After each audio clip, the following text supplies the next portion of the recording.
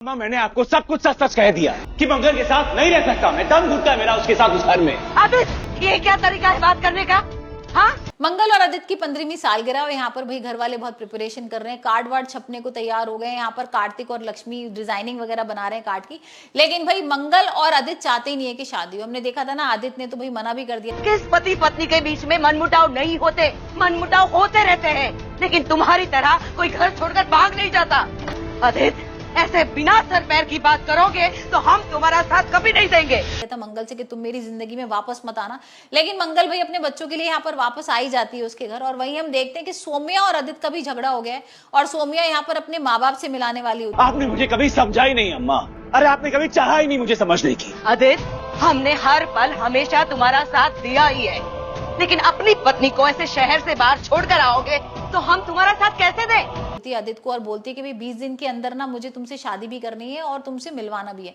और ये आदित्य को बिल्कुल पसंद नहीं आ रहा। आदित्य कह रहा है मुझे थोड़ा सा तो टाइम दो, ऐसे थोड़ा ना होता है कि 20 दिन में सारी चीजें हो जाएंगी। पहले मैं अपने घर पे तो बात कर लूं और अपनी माँ से तो बात कर लूं, उनसे।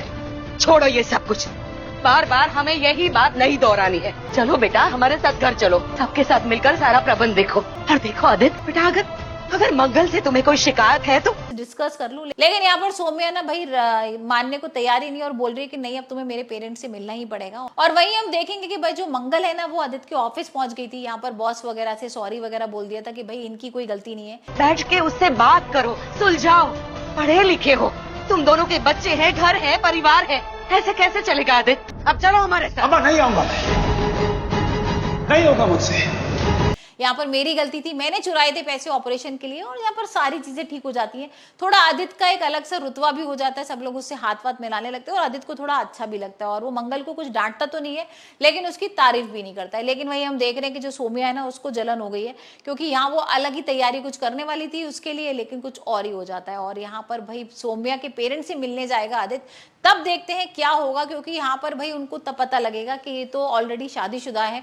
और जब ये पता लगेगा कि भाई मंगल उसकी बीवी है, तब क्या होगा उसकी माँ का, ये तो हम आने वाले एपिसोड में ही देखेंगे। क्योंकि आज के एपिसोड में हमने देखा भी था कि सोम्या की माँ और मंगल का टकराव हो जाता है। यहाँ पर वो लोग सब्जी वगैरह खरीदने गए होते हैं बाजार में और यहाँ उन दोनों की मुलाकात हो जाती है। और यहाँ पर वो देखकर उसको थोड़ी शौक भी हो जाती है मंगल को कि अरे तुम कैसी हो, क्या है।